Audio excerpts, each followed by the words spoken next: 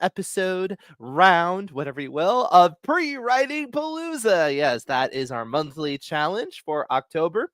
My name is Daniel. I am your host. I am one of the head story coaches and educational presenters and editors here at AutoCrit. And AutoCrit is really the home for writers. We have our fully functional writing desk where you can pre-write and plan and get inspired and write and edit and polish your manuscript. We have our community filled with some wonderful people, some of which are in the chat right now, chatting it up. And we have our academy page where we do live sessions, training for writing, learning little tips and tricks about the writing world and how to polish your prose. And then finally, we have our author services where you can get one on one feedback from people such as me. All right. So anyway, uh, just a little bit about ourselves, but I'm here to talk about Pre-Writing Palooza. Yes, if you have not signed up for Pre-Writing Palooza, please do so. It is still available to sign up for because this is a weekly challenge. We are not building every week as like one big challenge. Every week is a new one. So if you haven't been here for the first 2 weeks, you can still sign up and join us for the next 2 weeks. At the end of this whole challenge, we're going to do a prize giveaway. So sign up, find out more about the challenges, and also be eligible to win some great prizes. Always excellent there. All right. So, yes, prizes. A little late on my graphic. So, yes, we have weekly challenges. We did one. Our first one was 2 weeks ago. Second one was last week. We've talked about characters and world building. And ultimately, we're talking a little bit about plotting versus pantsing. And what I mean by that, if you're not familiar with these terms, are people that tend to outline their book in advance versus just go with it or fly by the seat of their pants. Hence the name pantsing. Now, writers often fall into one of these two buckets, some on more of an extreme level than others. A lot are a blend. The point of these pre-writing challenges is to consider some of the techniques that plotters tend to use in order to get yourself going for next month. Well, what is next month for a lot of people? It's National Novel Writing Month, right? And so if you want to win that challenge, which is a pretty grueling one in a sense, you have to write about 1,800 words a day. If you are going to be successful at it, one method is to pre-plan, to have some things in your back pocket, so you're not just completely shedding your creative self. I'm trying to think of a better way of putting it. You're not completely taxing your creative self all in one chunk. You can do a little bit ahead of time, as it were. However, it's not cheating, as it were, because we're not actually writing words on the page that are going into the book. We are just planning things out, making some suggestions. All right.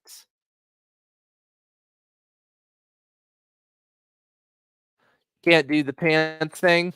The more at the summit, the more I find that professionals, unless they've done it a long time, they plot.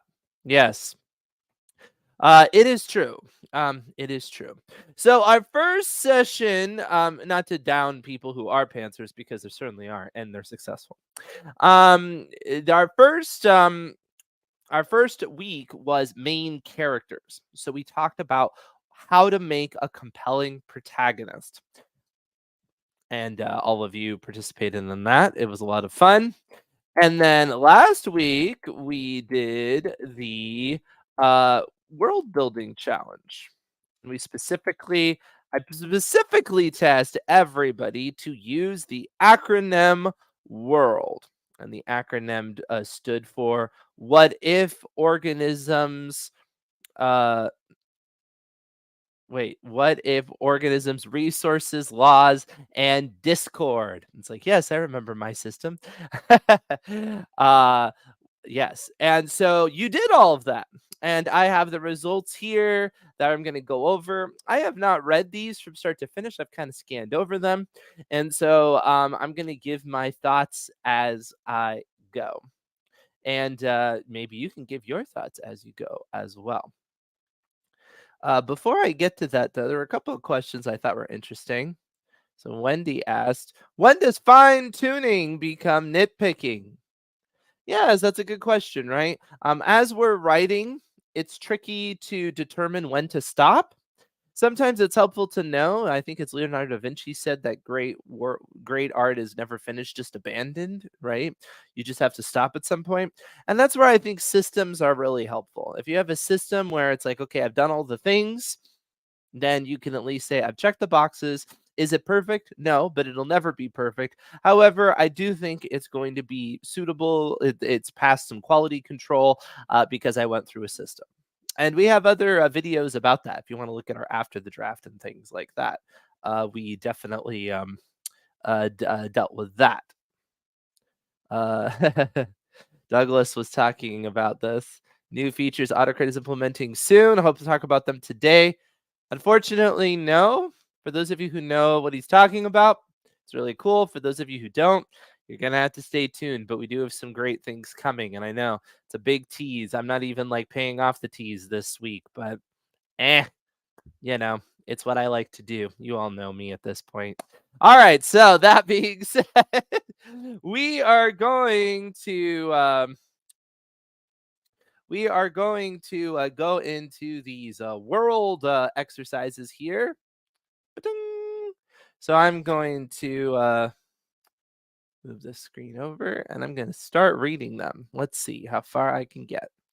Tiding J on the volcanic island of Jishoko among the Jishis, I'm not sure if I'm pronouncing this right, who can communicate with him even though he's a pixie from Cornwall, England. Their enormous stature dwarfs his tiny size. Okay.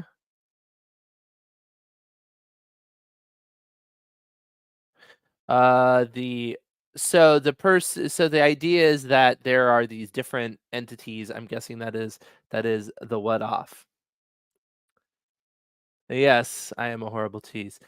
Flora and fauna from the southern hemisphere, the animals communicating with humans, and the pixies, both Tiding Jay and Maribel. Fair enough. That's the organisms, resources.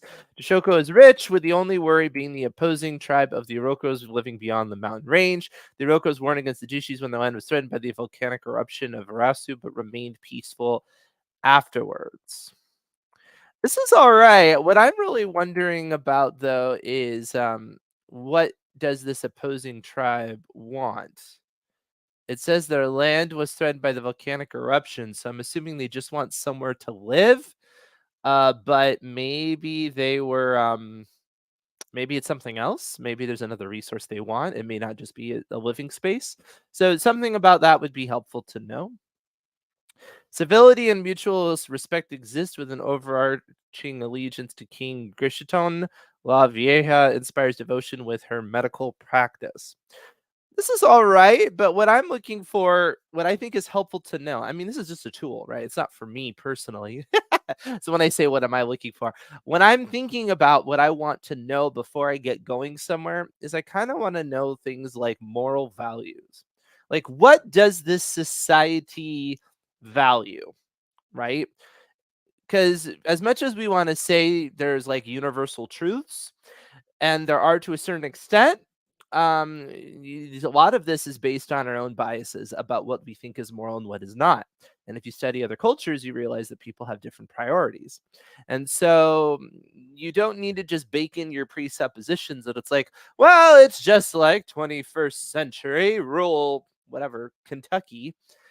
It just so happens that everything else is different. Generally speaking, that wouldn't be the case. If you have a world where a lot of things are quite different from the world that you know, it's probably going to affect things like what people value morally. Things like how much the truth is valued, how much life is valued, how much time is valued, things like that. And then people tend to build guidelines around that in the form of laws. What are they concerned about? All right. The Discord is an uprising of the Orocos. I'm sorry, I'm very itchy for some reason. And the misguided belief that Tadding J has been sent to spy in the Jishis become the cause of civil unrest. Okay, I mean this makes sense, obviously, about what's going on. But what I would say is, I'd like to know a little bit more about kind of what's under all that. Why do they not like each other and things like that? You talked about it a little bit. All right, so let's do the next one.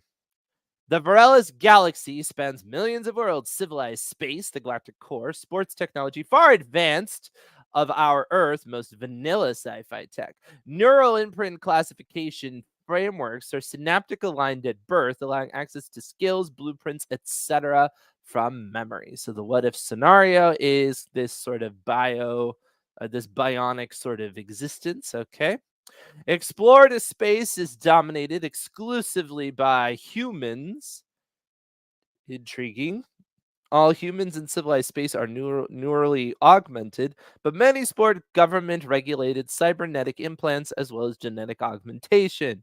Sapient alien life is rare and to date hostile to humans. Flora and fauna varies from planet to planet. So, this is an interesting scenario. Usually, when you get into interstellar space travel, you start seeing life everywhere. So, this is actually going to keep it rare, which is a little bit different, right? It's not like I've never seen that before. It's a little bit different. I'd like to know a little bit more about what the sapient alien life is, because you're saying how we dominate. So I'm guessing it's not all that developed, but you just didn't go into that much about that. So I'm a little bit, I'm kind of curious about that. Humans in the core worlds have a post scarcity economy. The luxuries and other wants require importation via spaceship and are traded with energy credits. All right, so there's a little bit of a paradox going on here in terms of if we have a post scarcity economy, I want to know what's a luxury. It's not exactly a paradox because you can always move the goalpost, right? It's like, okay, you don't have food scarcity, you don't have whatever, but you want the equivalent of the fancy thing, right? But I am curious what that would be because if you're post scarce, what's the scarce luxury, right? So it just makes me wonder. 'Cause I mean, just and I'm not saying that to criticize you that you can't have that. I just want to know what it is. I'm just curious. Chem fuel, and starship supplies are always in such high demand that they are a commodity currency among stellar trade routes. This would make sense based on the importation, but again, I'm kind of curious what it is that people are so excited about importing, right? So we have a certain amount of scarcity in terms of what people want, but I would like to know what that is. What is it that people are so excited about that you actually treat that as a commodity, right? Because ultimately, the thing about a post scarcity economy is you have to ask yourself, well, what do people find fulfillment in? Since often people find fulfillment in the sustainment of life, and if you have a situation where you give everybody what they want, uh, generally, like scientists have found, like with rats and stuff, if you do that, it doesn't work all that well. So you would expect society to potentially break down. So I'm kind of curious. Anyway, the galactic powers each have their own laws with limited planetary autonomy, but Galactic Trade Treaty regulates certain crimes, such as all signatories are required to enforce them to keep traders and travelers safe. The Naparone Star Empire is the largest power, and ships routinely patrol star lanes. This makes sense, but this is more about kind of like how the laws are implemented. I'm curious again, what do people value? Because if you have a situation where people aren't that concerned about things like food security or other resources, the laws you would think about maybe theft would be different, right? Although I guess they're worried about their luxuries. But personal property might not feel the same because who cares if you have enough to go around? You know what I mean? So I would be curious to know more about kind of the cultural values. Even time. Time doesn't seem to be as much of a value in a situation where you're not having to spend a lot of time working. So I'm curious. All right. Violating local customs, traditions, and taboos will get you in trouble on a million settled planets. The breaches of interstellar trade law will mark you wherever you go, except independent worlds and free ports. Such laws include things like piracy, smuggling, kidnapping, theft, fraud, etc. Okay, this makes sense. So ultimately, what you're saying is the number one thing that people are concerned about is this interstellar trade. So it's a very economy based society. They're not as much worried about personal well being as much as property. But again, that makes me kind of wonder what is this? And ultimately, you say you could do almost anything you want except mess with a great power's cash flow. Fair enough. I get that. Economy is like the number one thing, people's ability to amass wealth, I suppose. But I'm a little bit confused on the details there. All right. The world of Port Phillip. This is a new one. The world of a Port Phillip Bay Peninsula from Frankston, a city outlinked to Rye on the back beach where best straight winds roar onto the sand. All right. So this is where we are. But what this doesn't tell me is what makes this kind of different than normal. I mean, it's kind of a pretty location, but I would lean into that a little bit more because that's what's going to be the hook to the audience. What makes Port Phillip Bay different than whatever you want to say, Tampa Bay or whatever another bay somewhere else, right? Um, and so I would look into that. All right, organisms. It's the world as we know it plus ghosts with spatial limits. Okay, so it seems like this is kind of more the what if scenario. Not so much the location, so much as there's ghosts. Ghosts are real, right? Okay. And you say with spatial limits. So this is a different type of ghost than we're used to, which is usually it's like a non-corporeal, it can float anywhere. This one cannot. All right, so there you go. So their what if there are spiritual characters that still have to follow some sort of spatial limitation? All right, that's an interesting what if scenario. Sure. I'd like to know more about what that spatial limitation is, but she has what she needs as a cop. She has access to information she needs, the money she needs to undertake in her personal cases. What else can a person need? This is a problem. I would look out for this. You do need a scarce resource. She can't have everything. So what does she not have? Because if she has everything, then there would be nothing holding her back from getting anything she wanted at all in the story. And I'm sure that's not the case. There's got to be some sort of conflict, right? Even if it's a personal, like you can get more abstract with resources if you want. You can say they're the person that has everything except for self confidence, right? But you need to know that. You need to know what's the scare. Is it trust? Is it hard to trust people? Things like that. So it could be that you just didn't pull that abstract enough to get to that, but I'm going to beckon you to do so. It'll be helpful. She's a cop. The laws matter, but nothing is black and white. And patterns can emerge from disparate input. And she's quite happy to bend rules, laws, and arms to get information. So this is helpful. This is getting at what I've been talking about earlier, right? We know the value of this character. The pursuit of information and the truth trumps other things. Now, I don't know exactly what level, but that's very important to know about. It's important because that is going to inform the story, and that's a very interesting thing to know before you start writing. All right. The boss, the ever watchful, crooked cop who has it in for her because she knows his secret. That's the Discord. But if she upsets him, she loses her job and access to the information and people she needs to achieve her goal. But that's the game. A cop must abide by the rules as long as no one knows how far she stretches beyond the straight line. All right. So, yeah, you immediately did a great job of jumping on the laws and her laws and how they differ from the community laws. You have a difference of opinion about moral values, and that's the basis of the center of the book. Great.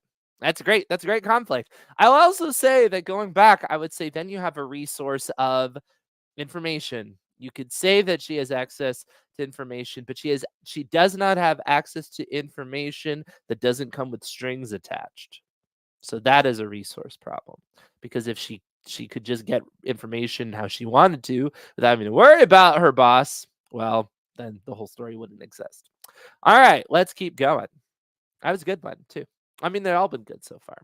What if an eccentric detective with an eidetic memory living above a deli in the picturesque town of East Hampton, Long Island, was drawn into the intricate web of secrets and mysteries surrounding the mysterious disappearance and murder of a wealthy tech genius?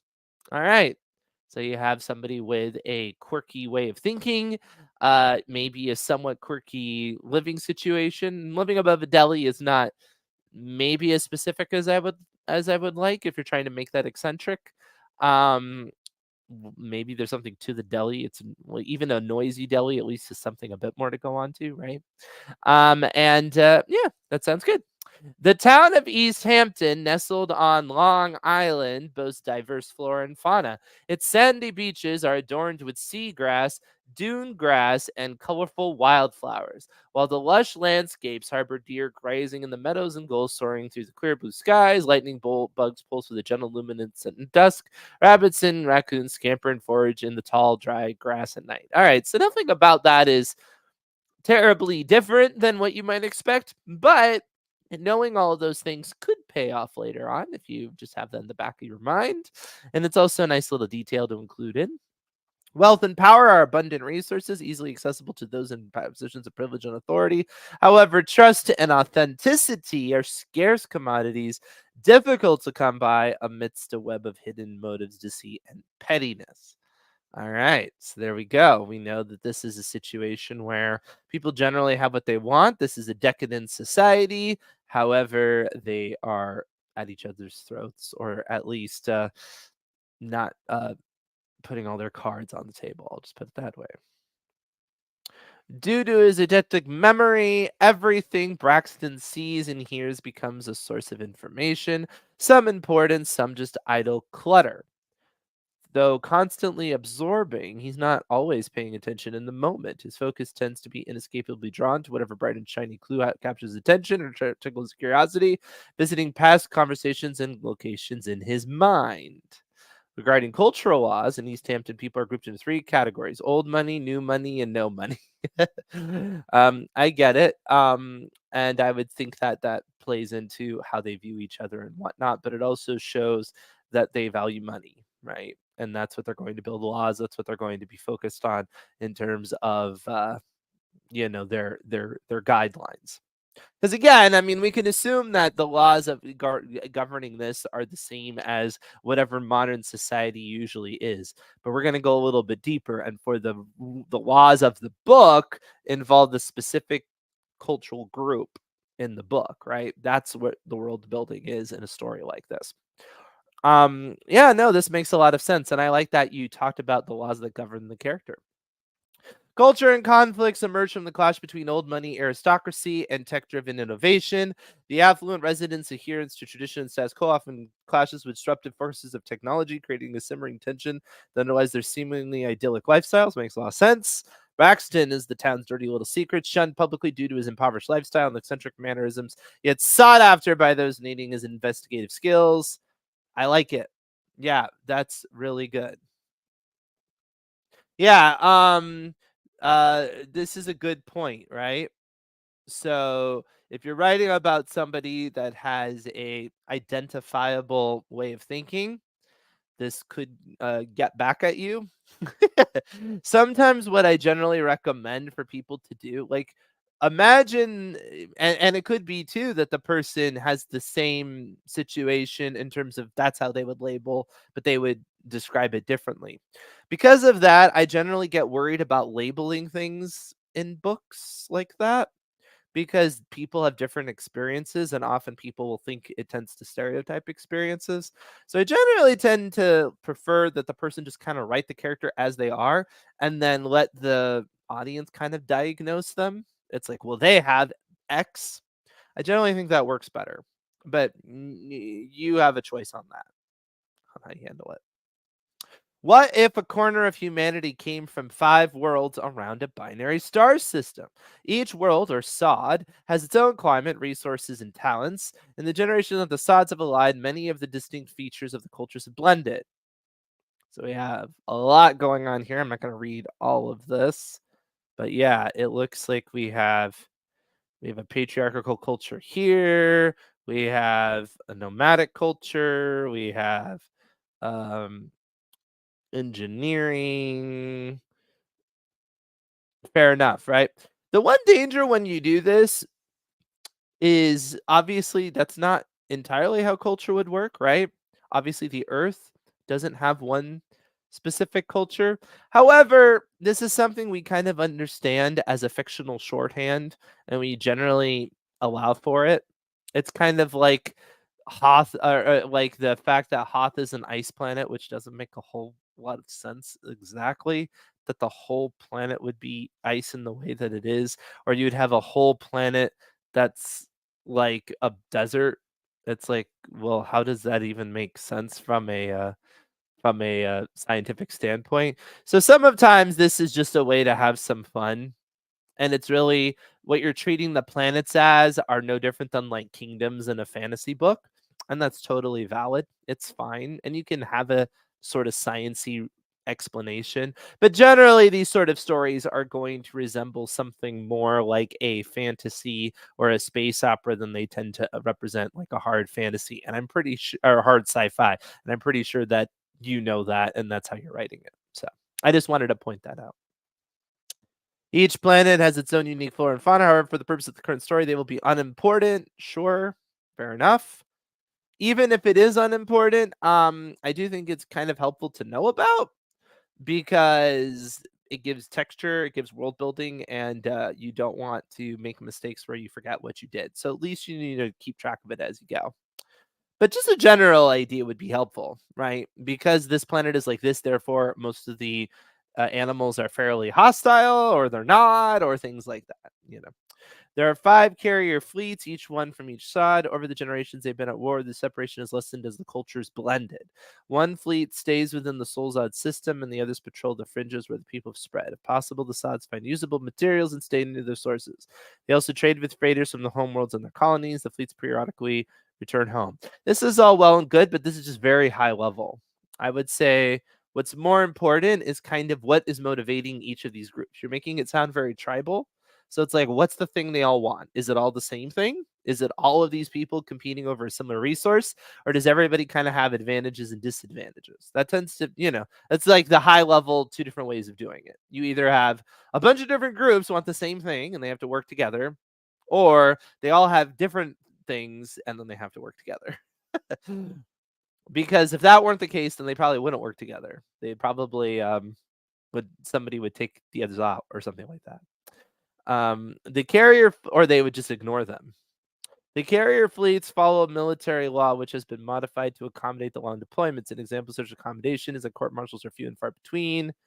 And so this tells me that their big concern seems to be defense, security. This is, I'm guessing, militaristic sci-fi. So there's a huge sense of order that's needed and stability. These are the things that they will value. The war between humanity and Cato is a source of strife. On a small scale, the main character makes a decision to protect a civilian freighter being attached to Cato, disobeys an order as court martial. Yeah, exactly. Yeah, see, this is what I figured. So somebody comes into conflict with perhaps overreach of order. What would make sense? All makes sense. Yeah, and that's some good world building. All right. What if a planet colonized by humans many years previously and very far away from the original homeworld, the human society is governed by an AI known as the Council? And initially, the Council was used to run the basic systems for the human society. It made sure that every household had clean water, blah, blah, blah, blah.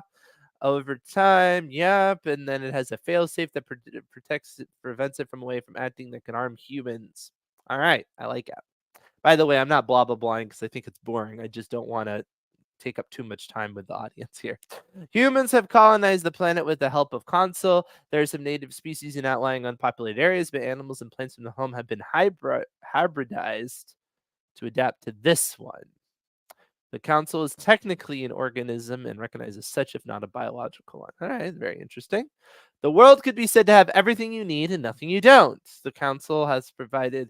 That's interesting because that is because that's restrictive, obviously, right? So I'm guessing this is going to get kind of dystopian. The councils provide the humans with a stable, well-functioning society where basic needs are provided, nothing taken for granted. The council realizes that certain things are necessary for humans, such as companionship, creativity, procreation, etc., and has provide outlets for these things. The council also, however, manipulates through media and education humans away from things are undesirable. No one over the age of 7 is able to remember their dreams because the council relates to dreams as hallucinations. It is provided artfully designed outdoor wilderness experiences, but blocked access to the underdeveloped areas of the planet. If someone wants to find a mate and has been unable to make a connection on their own, the council suggests suitable candidates from its database of inhabitants.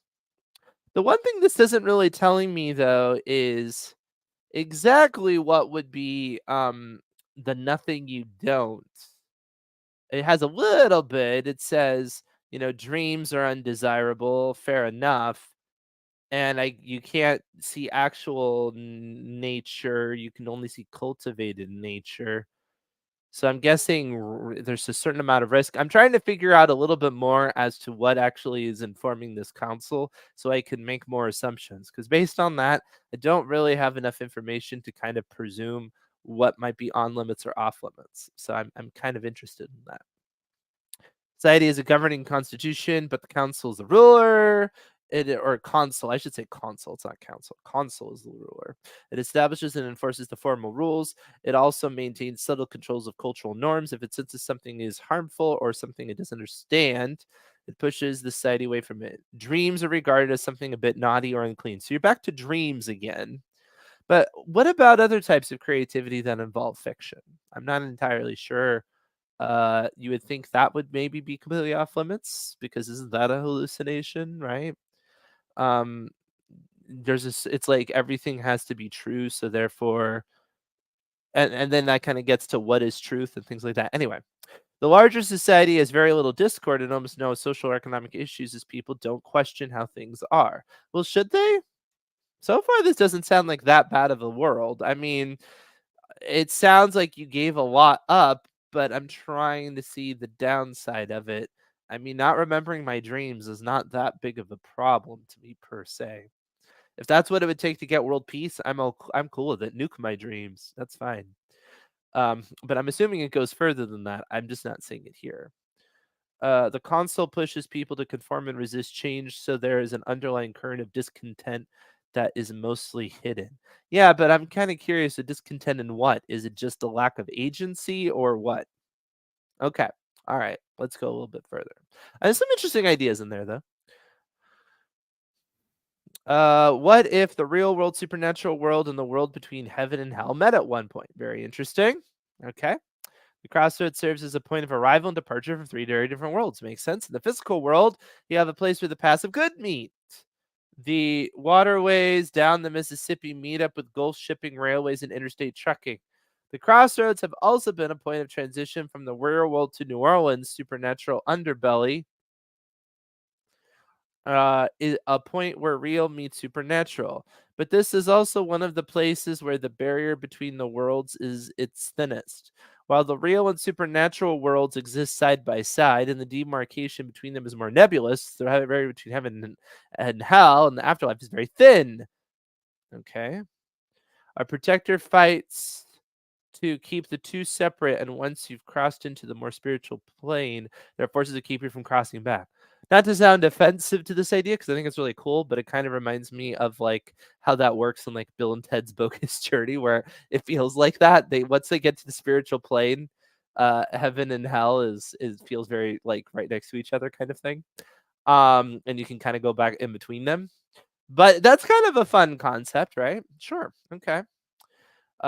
Humanity, normal human beings, supernatural beings. Yeah. Citizens who have studied the world beyond the normal world. People who are infected or affected by supernatural. People born in the UB. This includes paranormal creatures, mediums, and reincarnations. Some are known residents and still are rumored only to exist.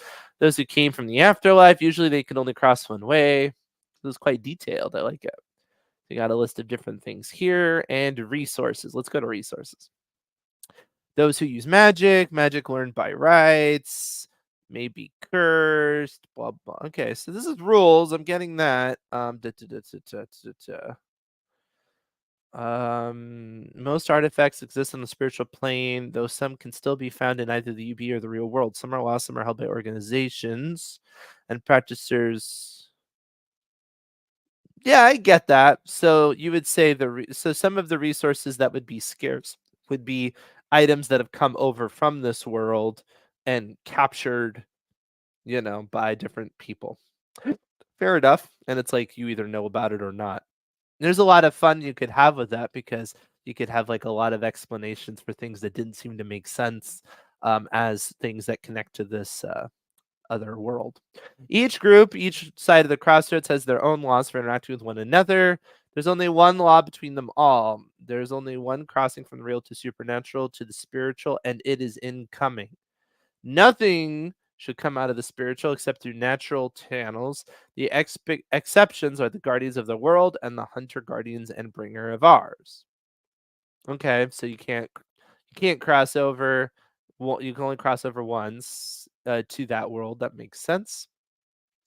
There are many guardians on either side. The hunters are few and heavily trained and closely watched. There is only one bringer per region. Okay. There are always people who try to break the rules to cross between to take power from one plane to the other. That makes sense. But if they succeed, it can lead to very bad things. All right. Each side tries to stick to their own, but there are real world hunters who want to attack the UB denizens who want to use their power in the real world, and people who just want to shut down the others or rule them all. Yeah, this feels kind of tonally like Men in Blackish. I don't know what kind of tone you're going for.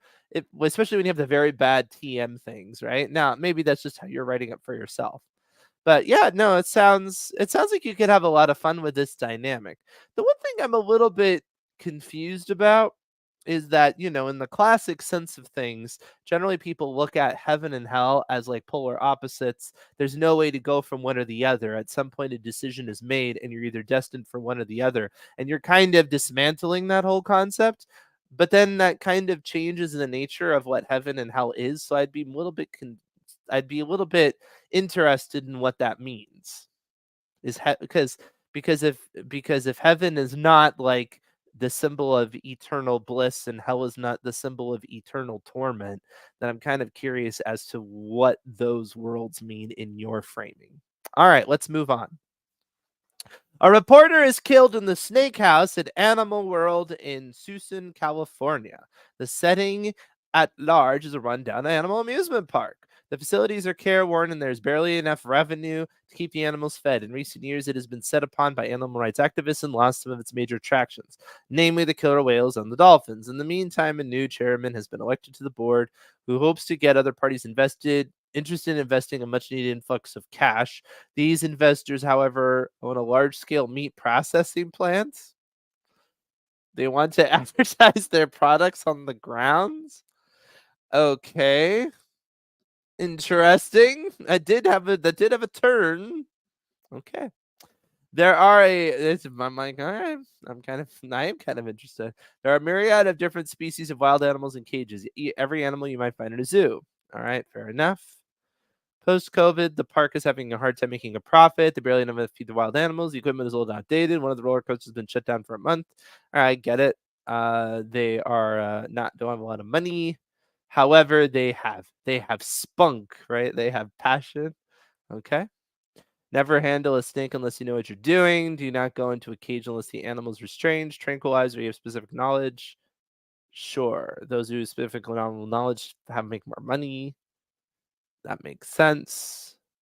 Okay, so animals safety. Safety seems to be the big priority here. The lack of funds, the poor infrastructure, but this is a post-COVID story of an immigrant of a country who has a political bias against immigrants. They're taking all the jobs, etc. Immigrants are specifically the favorite scapegoat of many of the nation at this time. On top of that, a white woman was found dead in the snake house, and she's a reporter doing a story on the subpar level of safety in the park, or so it is thought. All right, so yeah, I'm a little bit confused or so it is thought, because I didn't see a lot of safety issues right up here. And then also, you kind of do have two different things going on, because at first, I wasn't sure what to get at with this whole. the investors are meat packing people, but then you have this whole plot of an immigrant and facing prejudice. So I'm a little bit lost as to kind of what's the center sort of issue, right? Because I would say if the main thing is the immigrant facing um uh prejudice, that's kind of baked into the what if scenario to some extent because you get kind of, you could argue, fish out of water sort of situation. Uh, the main characters' families live in the same town. Tracy's brother, sister-in-law, niece, and nephew, Matt's parents. This could be a good thing. Support systems nearby. This can be a bad, challenging thing. I like this. This is actually a really great format for a what if. You know, you give the what if, and then you say why this is a good and why this is bad. That's great. Tracy's niece and nephew provide her a connection to Matt through Bible school and summer camp. Matt is part of a team, so is fellow firefighters to back him up as necessary, both on and off duty. Fair enough. People, right? um, romantic opportunities, emotional barriers to happiness, family involvement. Scarce are physical barriers to passion. I'm not exactly sure what this means, but it's like, I guess what's in scare what's in w- I don't quite know what you're getting at there. Um, because there's usually some physical barriers to passion, like risk of pregnancy or STDs or something like that. So I'm not entirely sure what you're talking about. And then you say no sex on the first date is a law, but then you say a scarce thing is a physical barrier to passion. So I would say there are some barriers to passion if they have a culture that uh, doesn't think that this is great.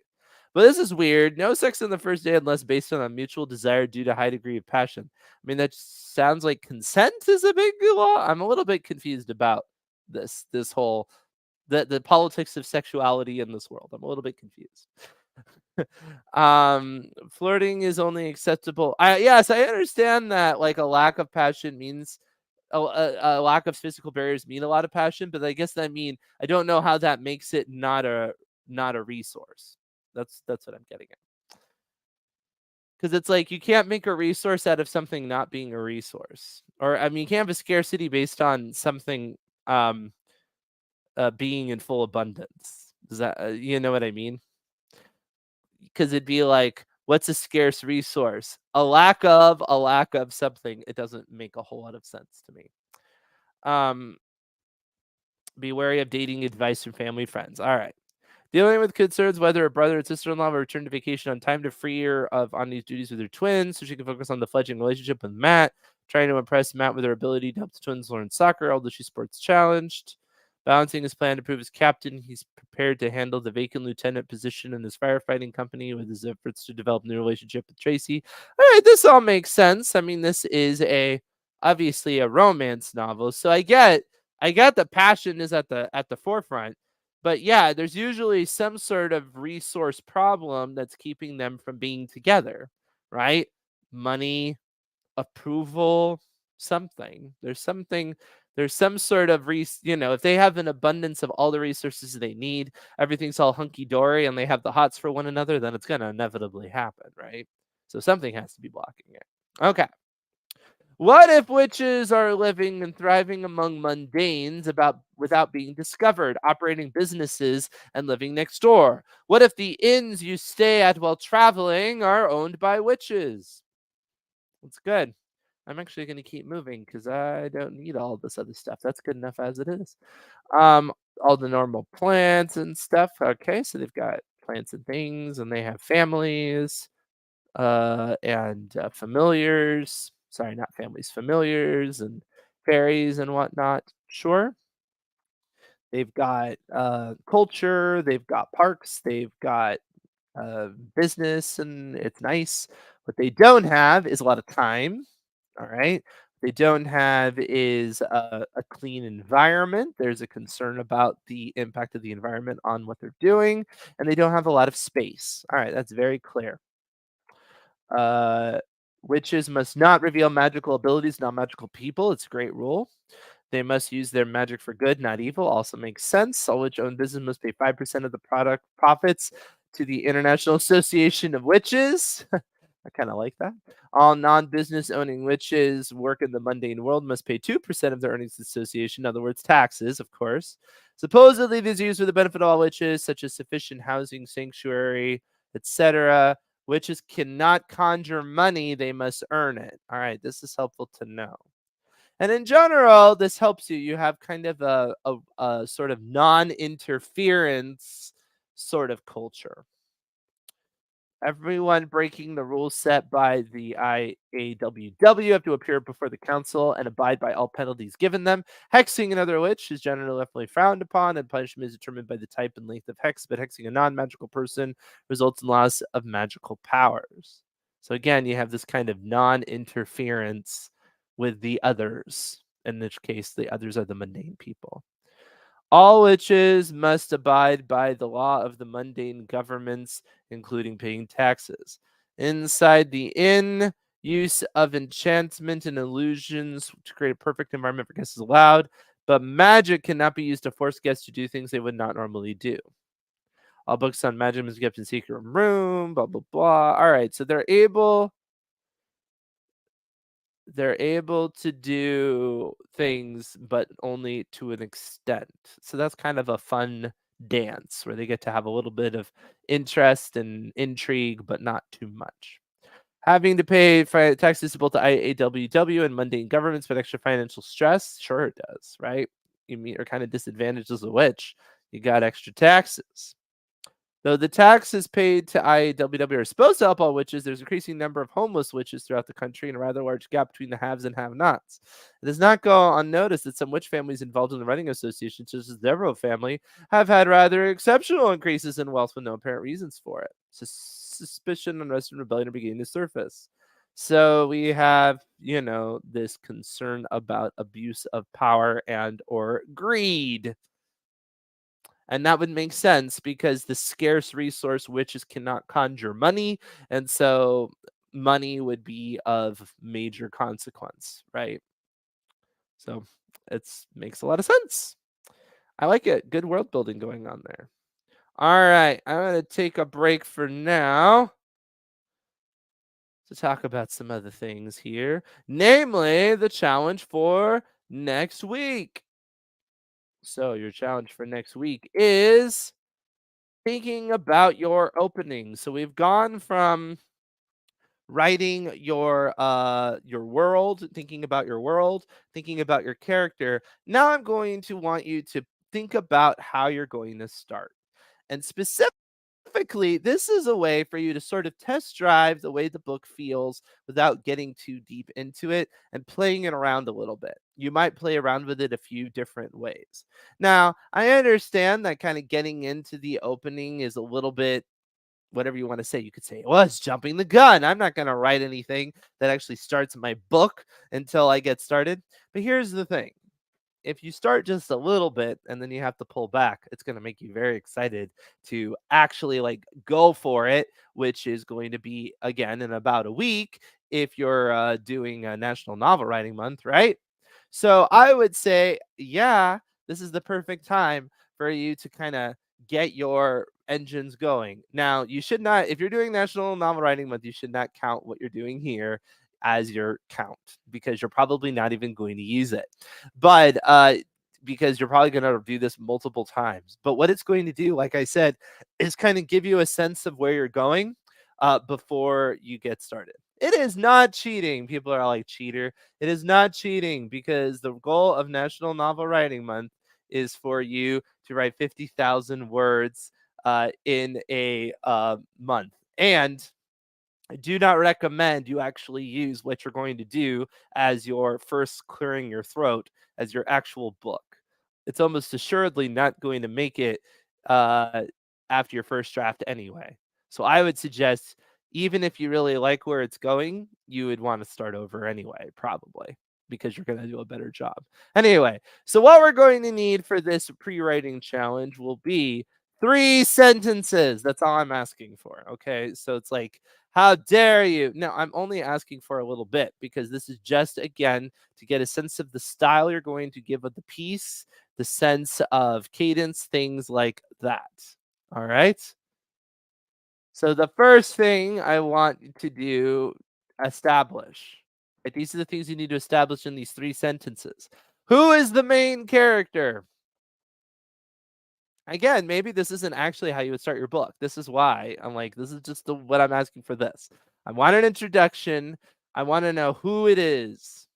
Now, you don't have to necessarily even tell me their name. I just need to have a sense of who this character is. Who is the protagonist? Who is the viewpoint? Who is talking? Right? So generally, there's two different ways of going about it. You can do it the boring way, which is to say, Daniel is a 6 foot tall man with a beard, which is boring. It would be better to actually show me doing something because first of all, what I look like doesn't particularly matter, and second of all, action is more interesting. Show, don't tell, right? Dramatize, don't summarize. So go, just jive right in. The character is doing something. That something tells us about who they are. Where are they? It's kind of obvious.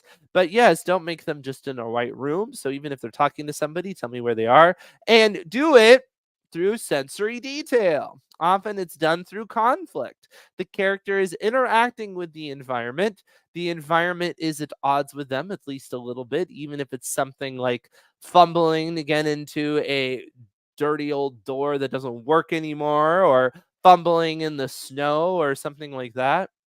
But a sensory detail matters. If it's something that's actually benefiting the character, somebody's asking, am I really 6 feet tall? Yes, I'm 6'1".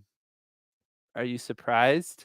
I mean, I know I look very short in comparison to these giant books behind me, but so anyway, so we need a sensory detail for the situation. That's going to be way more interesting than just a generic description. You know, dramatize for sure. All right. Conflict. Now, I already mentioned they could be in conflict with the environment. That would be a sensory detail, but perhaps not. Maybe the environment is actually at one with them. They're very at peace with the environment. They're gently prancing across the daffodils. However, something is not going right. All right. What is it? Well, I don't know. It could be they're prancing through the daffodils and they're worried they won't be able to prance through the daffodils for forever. When are they going to stop prancing through the daffodils? And things like that. All right. Genre and tone. This is something you also need to establish as early as possible. So I'm asking for you to put it in your 3 sentences. I should know after those 3 sentences, oh, this is this kind of book. This is this kind of audience. It's going to give me this kind of feeling, etc. Again, you may not actually keep any of this as the way you would want to start anything. This is an exercise. This is an exercise to show that you can tell the audience who the character is, that you can have sensory detail about the environment, and that you can lean into who this book is for in a short period of time. It's just a way to get those juices going, get the motor running and revving and all of that. Oh, but what about blended genres? Yes. Well, I should know it's a blended genre now, shouldn't I? Now, how do you indicate that?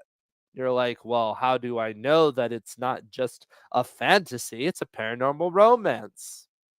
Well, I would assume it would have something to do with the way that the person is in conflict, right? That it's going to give me a sense that the person could potentially need or want a relationship. That's up to you. What if it's I don't know, a mystery romance or something? Again, same kind of thing. What if it's a historical fantasy? Again, same kind of thing. I wouldn't just want fantasy details. I'd want some historical details, etc., etc. All right. Obviously, if it's a highly niche audience, well, that's going to be harder to do in 3 sentences. However, this is what I'm asking for you to do. So do not tell me what the genre is when you give your submission, because, or if you do, put it at the end, I suppose, but it'd be more fun because then you can hop on and I can see if I could figure it out. And then you could be like, that is entirely correct, or nope, you're way off. All right. So that being said, I'd like to talk about some other things going on in the autocrit world while you start to think about that challenge. You will find a thread in the autocrit community for those of you who are pro members, and then you can get some live feedback on here if you would like. Or, of course, you can always share it in the chat as we go through our session next week. Next week will be really easy to include everybody. I wasn't able to include everybody this week. Next week, though, everybody's just writing 3 sentences, so it's not going to be a problem. That's going to go quick. All right. So, Full Throttle, the 30-day novel. This is a great program that is going to help you with NaNoWriMo if you would like, or maybe you don't do NaNoWriMo, but you would just like to write faster. Next month, starting on November 1st, we will be meeting every Wednesday to go through the basics of writing a book. The goal is for us to pace with you so that if you were to try to write 50,000 words in November, we will be talking more or less about the place in the book that you are at where when you write it. Granted, different books are paced differently, but more or less, right? So you're pacing with you. We're also going to have Monday accountability sessions, and we even have a VIP level with some additional sessions with me, plus the opportunity to get some feedback on your writing. Tomorrow we have the horror club at 6 p.m. and that's going to be with Gareth, and he's going to be doing some feedback on our writers. We do have the accountability club every Monday at 11 a.m. We also have the mystery club every week at 8:30 p.m. Eastern on Mondays, and we talk about all different kinds of things. Yesterday night, I talked about plot twists. So if you weren't there, you can always check out the recording. It should go up in a minute, and that will be helpful even if you don't particularly write mystery. It was a really good session. Okay, so I believe that those are on the slides for today. Does anybody have any questions about the challenge for the week? Just to iterate what it is, I can go back.